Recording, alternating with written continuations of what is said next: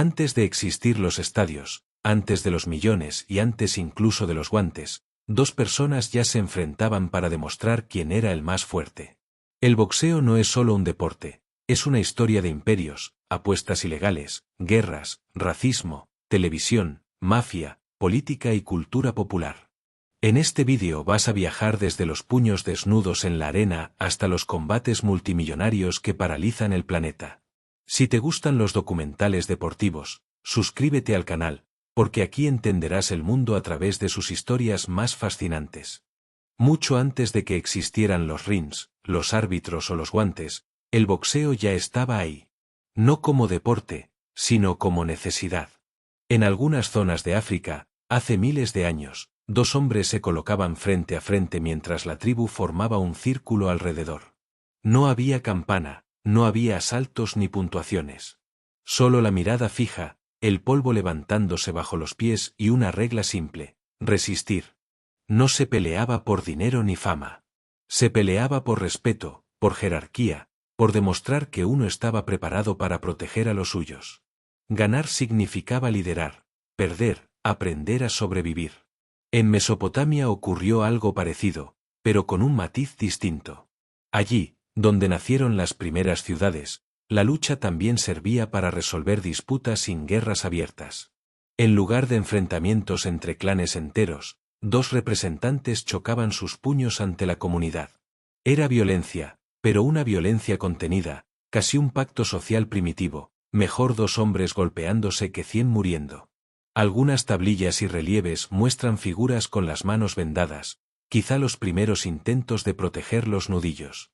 Sin saberlo, estaban creando el antepasado directo del vendaje moderno. Lo fascinante es que nadie enseñaba a boxear. No había técnica escrita ni entrenadores. El estilo nacía de la intuición humana: cubrirse la cara, lanzar golpes rectos, retroceder para no caer. El cuerpo aprendía rápido cuando la alternativa era el dolor. Cada combate era una lección transmitida de generación en generación sin palabras, una tradición física anterior al lenguaje deportivo. Aquí el boxeo no era espectáculo. Era comunicación. Dos personas hablando el idioma más antiguo que existe, medir fuerzas para entender quién eres dentro del grupo. Y quizá por eso ha sobrevivido miles de años, porque toca algo profundamente humano. Si te está gustando cómo empieza esta historia, suscríbete, porque lo que viene después transforma estos rituales en algo mucho más grande, un deporte que acabaría dominando imperios enteros. Cuando los griegos decidieron convertir la lucha en competición, el combate dejó de ser solo supervivencia y pasó a ser prestigio. En los Juegos Olímpicos antiguos apareció el pugilato, y con él, algo revolucionario: normas. Pocas, muy pocas, pero suficientes para cambiarlo todo. Los púgiles envolvían sus manos con tiras de cuero llamadas imantes. No protegían al rival, protegían los nudillos para poder golpear más tiempo. No había asaltos ni límite de tiempo, se peleaba hasta que uno no podía continuar o levantaba un dedo admitiendo la derrota. Así de simple. Así de definitivo. El público no veía violencia sin sentido, veía carácter. En Grecia, resistir golpes era una virtud moral. Un buen púgil no solo pegaba fuerte, soportaba el dolor sin mostrar miedo. La técnica empezó a nacer aquí. Guardias altas, desplazamientos cortos, golpes rectos. Los primeros principios del boxeo moderno aparecieron en la arena olímpica hace más de 2000 años. Ganar significaba algo más que vencer, significaba honor eterno, estatuas, poemas y fama en toda la Hélade. Pero Roma heredó el deporte, y lo transformó. Donde los griegos admiraban la resistencia, los romanos adoraban el espectáculo. Cambiaron los imantes por el cestus, tiras de cuero endurecidas con metal. Ya no era aguantar hasta rendirse, era sobrevivir hasta que el otro no pudiera levantarse. El combate dejó de ser competición para convertirse en entretenimiento de masas dentro de los anfiteatros. Miles de personas gritando mientras dos hombres se golpeaban bajo el sol, rodeados de arena diseñada para absorber la sangre. Aquí el boxeo se acercó peligrosamente a la muerte. Algunos combates terminaban cuando uno caía inconsciente, otros cuando simplemente dejaba de moverse. El árbitro no buscaba justicia deportiva, sino prolongar el espectáculo lo suficiente para satisfacer al público. Y aún así, incluso en esa brutalidad, nacieron conceptos clave: separar a los luchadores, reiniciar la pelea, decidir cuando un combatiente no podía continuar. Sin quererlo, Roma estaba inventando la figura del árbitro. Cuando el imperio cayó, también cayó esta versión del boxeo. Pero dejó algo imborrable: la idea de que pelear podía ser observado, regulado y admirado por una multitud. El combate ya no era solo de dos personas. Era un evento. Y esa idea nunca volvería a desaparecer. Y entonces, desapareció. No de un día para otro, sino como se apagan las hogueras cuando nadie las alimenta. Tras la caída del Imperio Romano, Europa dejó de parecerse a una civilización conectada y pasó a ser un mosaico de reinos inseguros, caminos peligrosos y ciudades que miraban más hacia dentro que hacia fuera. Los anfiteatros se vaciaron, las grandes concentraciones públicas dejaron de ser habituales y el combate, tal como se conocía, perdió su escenario natural. Durante la Edad Media la violencia no desapareció, al contrario, era constante. Pero cambió de forma. El prestigio ya no estaba en resistir golpes con los puños, sino en manejar una espada, una lanza o montar a caballo. La guerra era casi permanente y entrenar para golpear con las manos desnudas parecía inútil frente a una armadura. Los nobles competían en torneos caballerescos, los campesinos sobrevivían. Entre ambos mundos no había espacio para el antiguo pugilato. Además, la moral religiosa influyó más de lo que parece. La Iglesia toleraba la guerra necesaria, pero miraba con recelo los espectáculos violentos organizados por puro entretenimiento. Las luchas ritualizadas empezaron a considerarse conductas desordenadas, propias de tabernas y peleas espontáneas, no de celebraciones públicas. Sin estadios, sin patrocinio y sin prestigio social, el boxeo dejó de transmitirse como disciplina. Sobrevivió solo en riñas improvisadas, discusiones en mercados o desafíos personales sin reglas fijas. Ya no era tradición, era problema. Lo curioso es que el conocimiento corporal no se perdió del todo. Las personas seguían cubriéndose la cara, golpeando recto y retrocediendo por instinto. El ser humano no olvidó cómo pelear, olvidó cómo convertir la pelea en un arte compartido. Durante siglos nadie escribió reglas, nadie organizó campeonatos, nadie celebró campeones. Europa pasó generaciones enteras sin concebir el combate de puños como algo digno de admiración. Pero bajo esa aparente desaparición solo había silencio, no olvido. Porque cada vez que dos personas resolvían un conflicto a golpes en una plaza o en una taberna, una pequeña parte del antiguo boxeo sobrevivía esperando el momento adecuado para volver a tener público.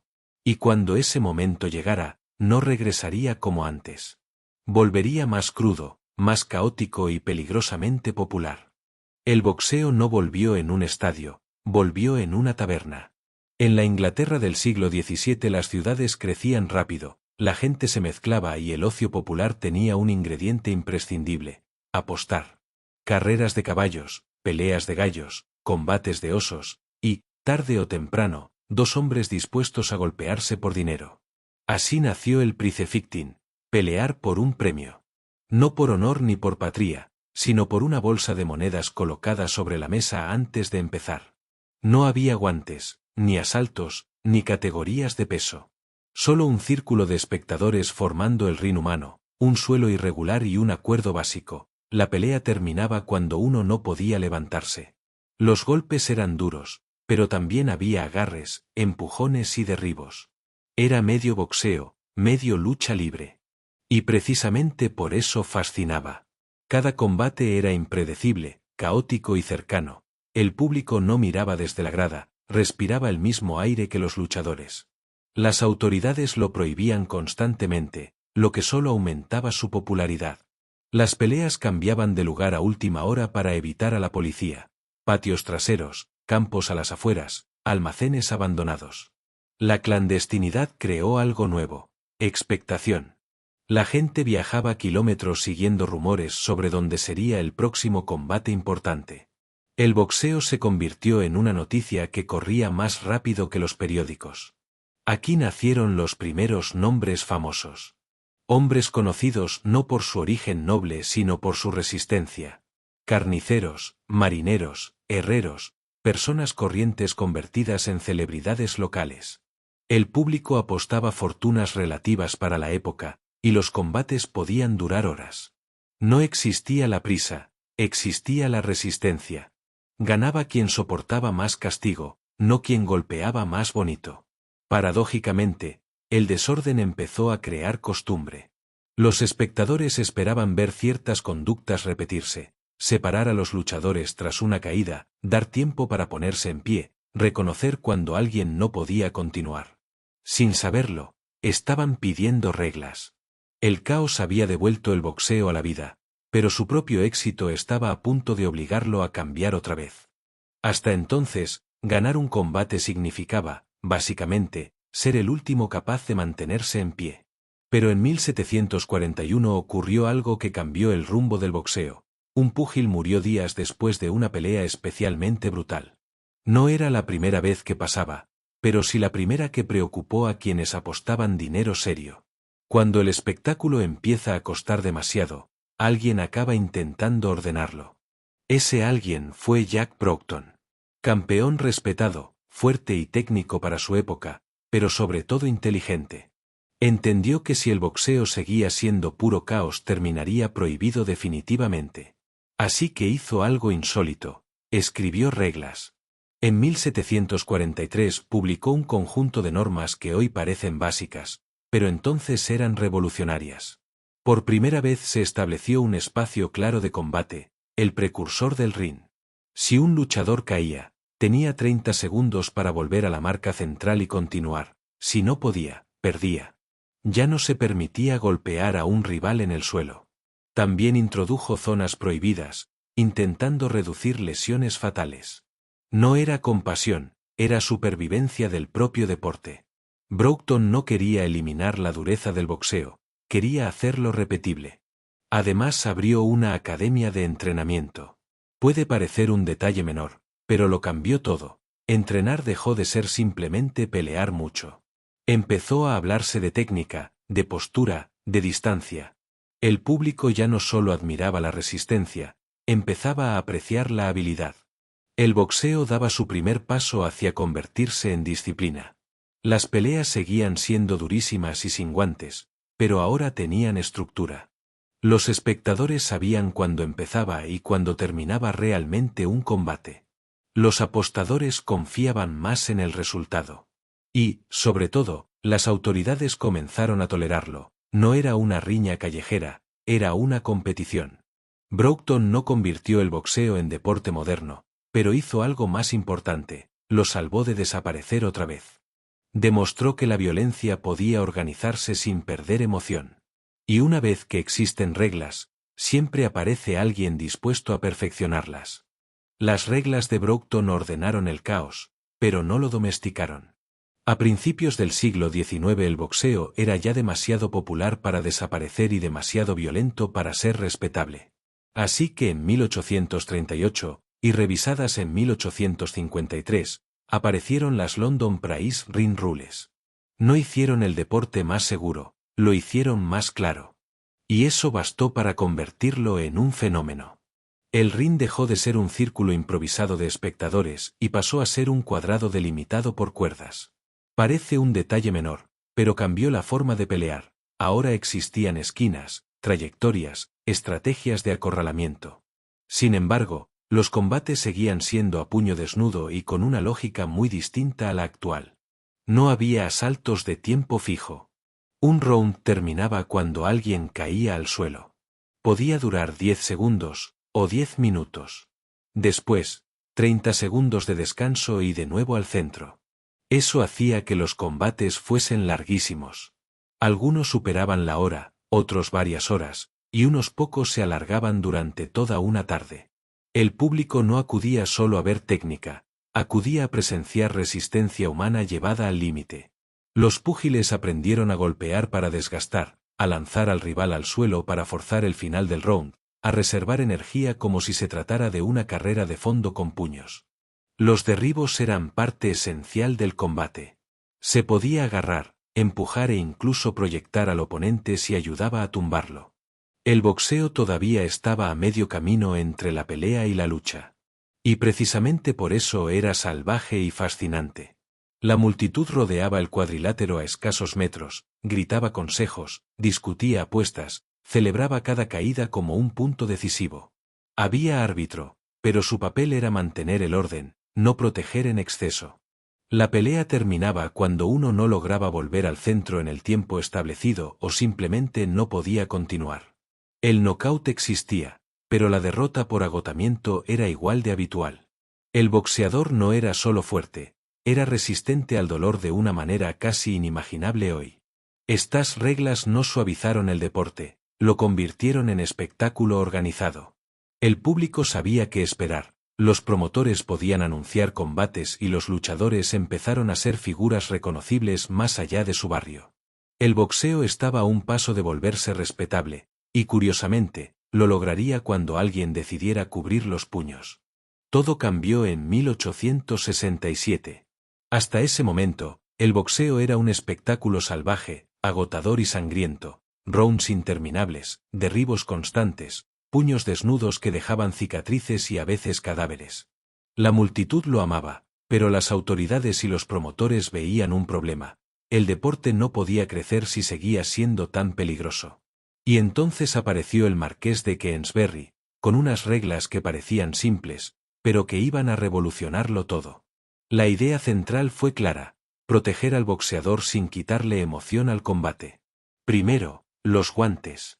No solo para proteger las manos, sino para reducir el daño directo al rostro y al cráneo. Ya no se trataba de sobrevivir a la brutalidad, sino de demostrar técnica, velocidad y resistencia de manera controlada. Con guantes, el golpe podía ser potente, pero el riesgo de lesiones fatales disminuía. De repente, pelear podía ser profesional sin ser un suicidio público. Los rounds se estandarizaron, 3 minutos de acción con 1 minuto de descanso entre ellos. Ya no existían los interminables asaltos hasta la caída, ahora había límites que obligaban a planificar, a medir la energía, a pensar cada movimiento. El knockout seguía siendo la gloria máxima, pero ahora también contaba la puntuación, la estrategia, la precisión. El boxeo dejaba de ser pura fuerza bruta y se transformaba en un arte físico y mental. Otra innovación crítica fue la definición clara de faltas. Golpear a un rival caído, sujetar de manera peligrosa o atacar zonas prohibidas ya no era parte de la pelea aceptable, eran faltas sancionables. El árbitro dejaba de ser solo un espectador con silbato, se convertía en guardián de la integridad del combate. Con esto, el boxeo ganó legitimidad frente a la ley y ante el público más amplio, y dejó de ser un entretenimiento marginal para convertirse en un deporte profesional y respetable.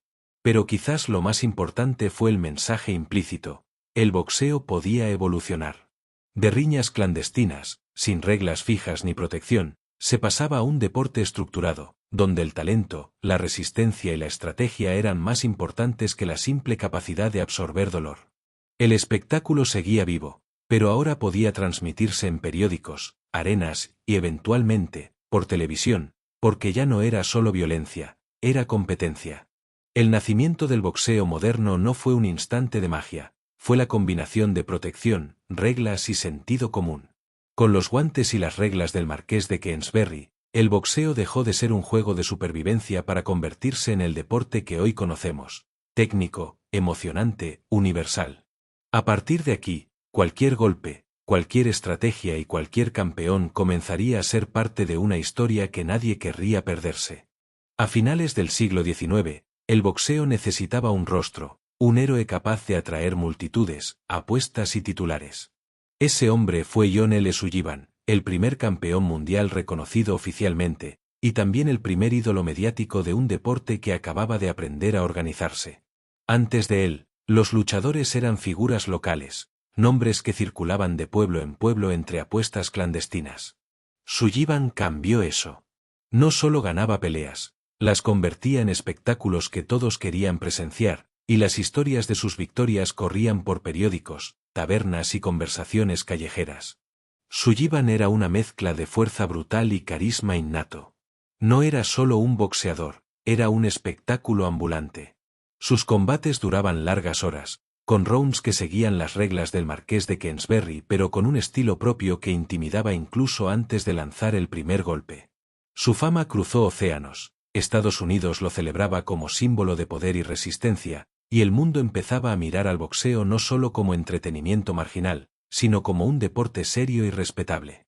Con Sullivan, pelear se convirtió en noticia y en espectáculo social. Además, fue pionero en entender el valor de la promoción. Antes de un combate suyo, el público sabía quién era el favorito, quién podía sorprender y cuánto dinero estaba en juego. Su sola presencia aseguraba taquillas llenas y apuestas millonarias para la época. Cada combate suyo se convirtió en un evento nacional, multitudes se desplazaban kilómetros para verlo, y los periódicos cubrían cada golpe como si fueran capítulos de una novela de héroes y villanos. En un tiempo sin televisión ni redes sociales, Sullivan era una estrella global, y su nombre podía llenar estadios solo con su reputación. Su legado no fue solo deportivo, enseñó que el boxeo podía ser espectáculo, negocio y cultura al mismo tiempo. Con él nació la idea de que un campeón podía ser un símbolo, alguien cuya fama trascendiera el cuadrilátero. Y lo hizo sin perder la esencia que hacía emocionante al boxeo, la incertidumbre, la brutalidad controlada y la resistencia humana al límite.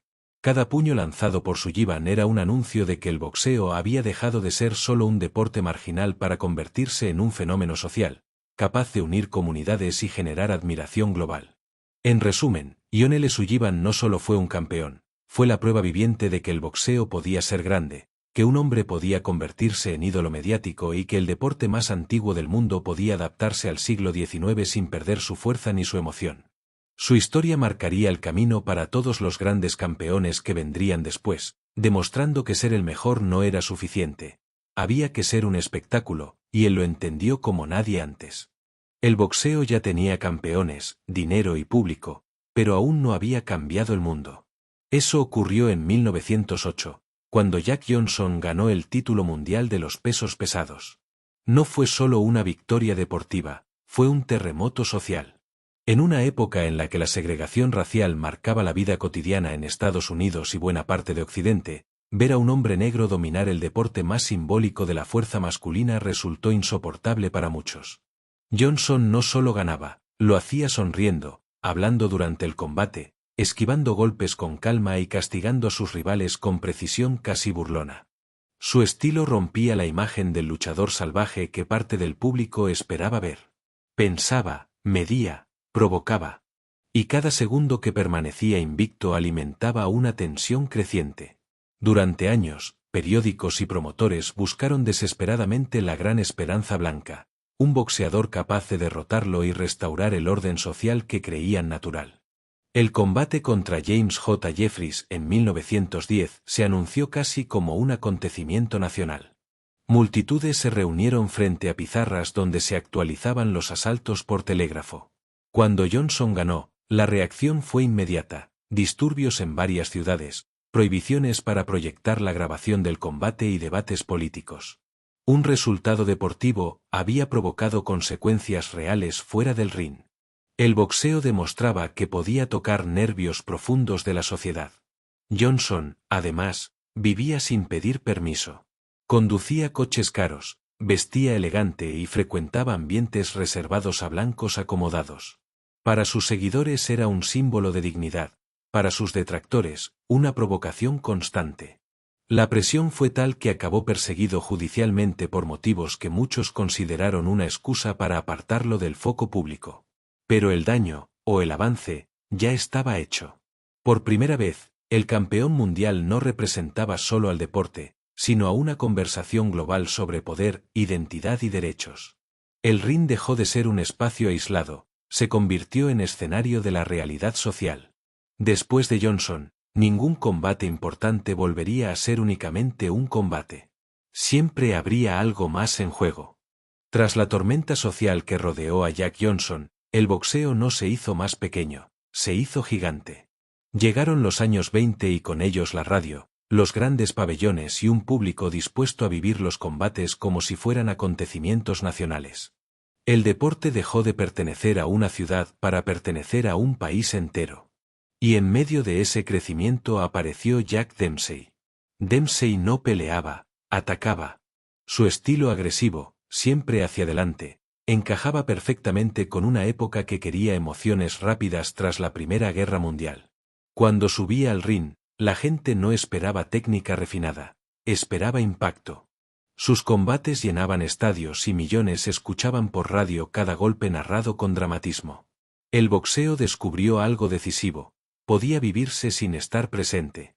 La imaginación del oyente convertía cada asalto en una película mental. Pero si Dempsey fue la explosión, Joe Louis fue la estabilidad. En los años 30 el mundo vivía la Gran Depresión y el público necesitaba certezas. Louis ofrecía exactamente eso: calma, precisión y una sensación casi matemática de inevitabilidad. No provocaba, no gritaba, no humillaba. Ganaba. Combate tras combate, defensa tras defensa, se convirtió en un símbolo de seguridad en tiempos inseguros. Su revancha contra Max Schmeling, en plena tensión previa a la Segunda Guerra Mundial, fue más que deporte, era política escuchada por millones alrededor del planeta.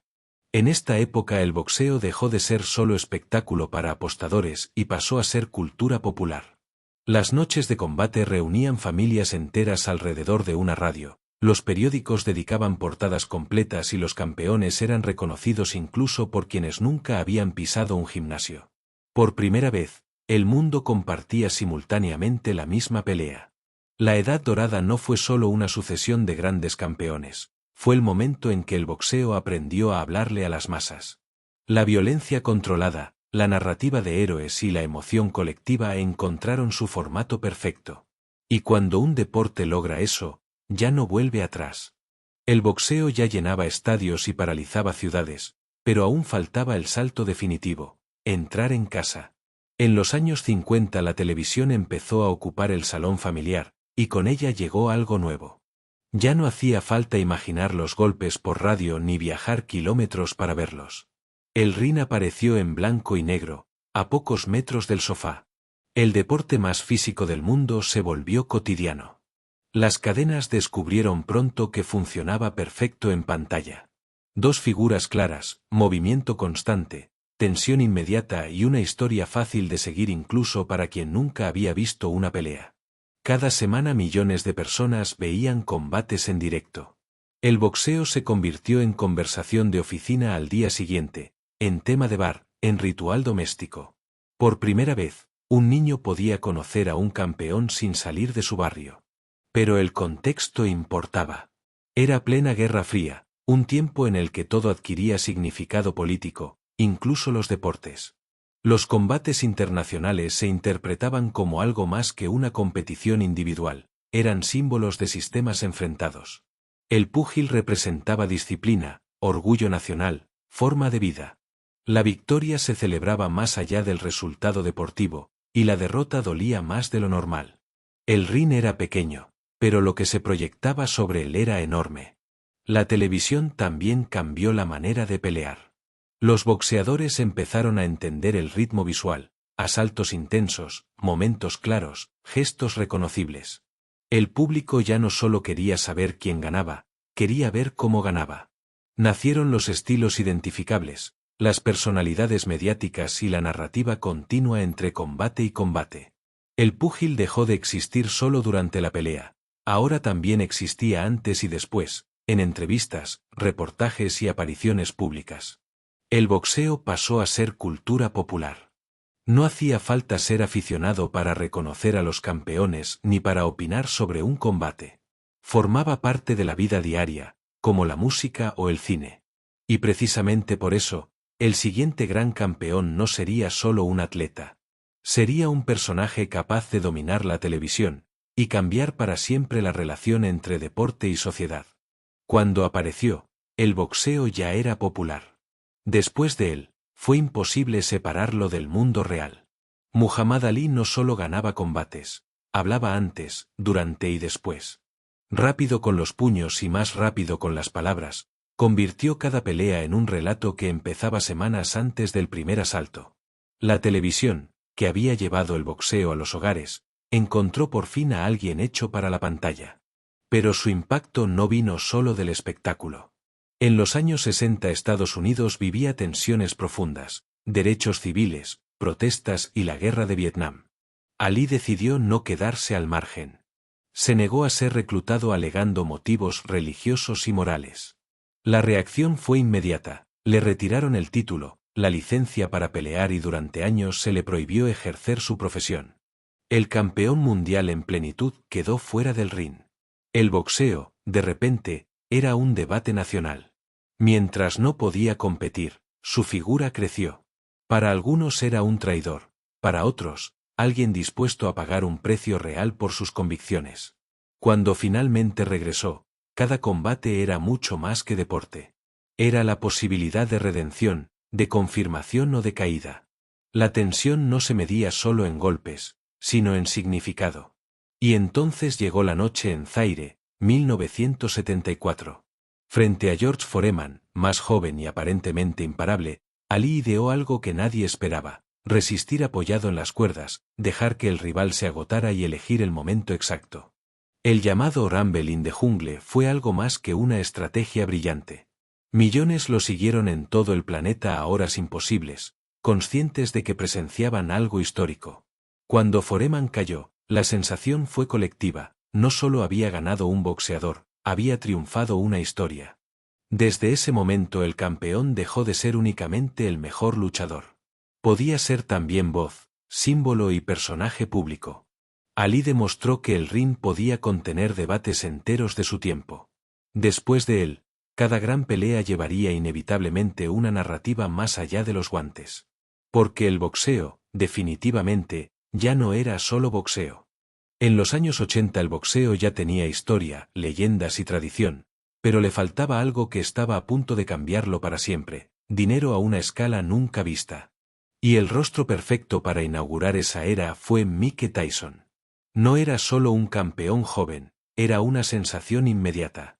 Sus combates no se esperaban, se temían. Duraban minutos, a veces segundos, y aún así millones querían verlos en directo. Por primera vez, la expectación valía tanto como la pelea. Tyson representaba lo opuesto a la técnica elegante de otras épocas. Presión constante, pasos cortos, explosiones brutales. El público no analizaba estrategias, contenía la respiración. Cada campana inicial parecía anunciar un final cercano. Esa intensidad encajó con una nueva forma de consumir deporte: pagar por verlo en casa en el mismo momento en que ocurría. Nacía el pay-per-view. Ya no bastaba con que la televisión emitiera boxeo, ahora el espectador decidía si un combate merecía su dinero. Y con Tyson, casi siempre lo merecía. Las cifras crecieron rápido. Bolsas millonarias, promociones gigantescas, ruedas de prensa convertidas en espectáculo propio. El combate empezaba semanas antes, con declaraciones, miradas y tensión fabricada para atraer atención global. El boxeo descubrió que podía vender emociones incluso antes del primer golpe. Cada evento importante se transformó en un acontecimiento internacional, seguido simultáneamente en distintos continentes. Pero el mismo foco que elevaba también amplificaba las caídas. Problemas legales, derrotas inesperadas y controversias se convirtieron en parte de la narrativa. El público no solo compraba deporte, compraba historia en tiempo real. El ring era el escenario, pero el negocio estaba alrededor. Promotores, televisiones y patrocinadores entendieron que el combate era el centro de una industria completa.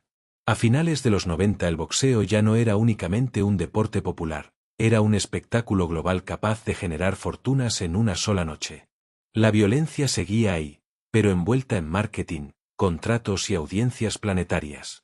El modelo estaba creado, y a partir de entonces cada gran campeón no solo tendría que ganar, tendría que vender. Con el cambio de milenio el boxeo ya no competía solo contra otros deportes, competía contra todas las formas de entretenimiento. Internet, redes sociales, videojuegos, plataformas de vídeo. Para sobrevivir, no bastaba con ser campeón, había que convertirse en marca. Y nadie entendió eso mejor que Floyd Mayweather. Mayweather subía al ring con una idea clara: ganar sin arriesgar más de lo necesario.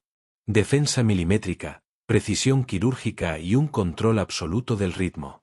Para algunos era frustrante, para otros, fascinante. Pero fuera del cuadrilátero ocurría algo igual de importante. Mansiones, coches, dinero contado delante de las cámaras, un personaje construido con detalle. El público no solo pagaba por ver una pelea, pagaba por participar en el evento social del momento. El combate dejó de ser un final y pasó a ser la culminación de semanas de narrativa. Conferencias de prensa convertidas en espectáculo, giras promocionales mundiales, debates constantes en redes. El interés se medía antes incluso de que sonara la campana. El éxito ya no dependía solo de quién era mejor boxeador, sino de quien generaba mayor conversación global. Las cifras alcanzaron niveles inéditos. Bolsas astronómicas, retransmisiones simultáneas en decenas de países, acuerdos comerciales que superaban el ámbito deportivo. El ring era el centro, pero alrededor giraba una industria completa: patrocinadores, plataformas digitales, comentaristas, creadores de contenido.